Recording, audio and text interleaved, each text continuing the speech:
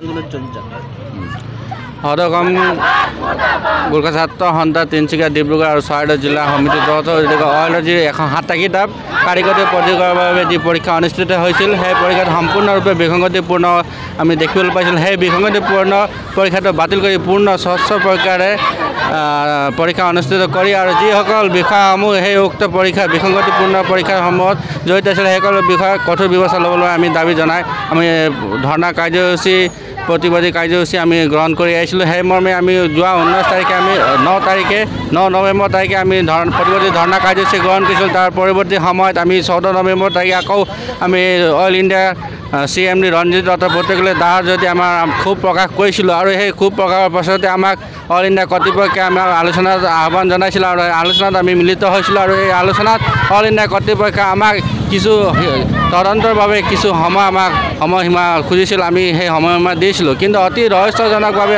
গত 9 জানুৱাৰীৰ দিনা সেই আমাৰ নজনাকৈ অইল ইণ্ডিয়াই সেই তদন্তৰ বিষয়ে আমাক একো উত্তৰ নিদিয়াকৈ তেওঁলোকে ৰহস্যজনকভাৱে পৰীক্ষাৰ ৰিজাল্ট ঘোষণা কৰাত আমি আশ্চৰ্য প্ৰকাশ কৰিছোঁ।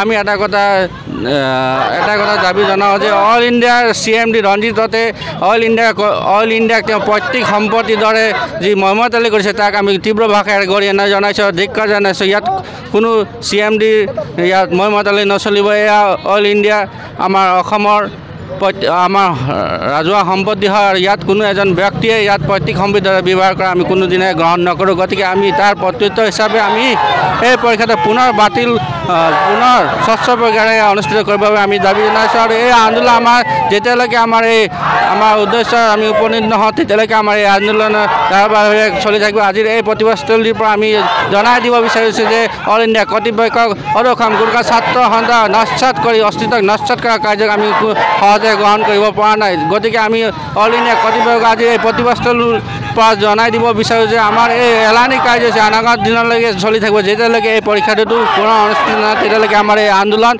চলিয়ে থাকিব।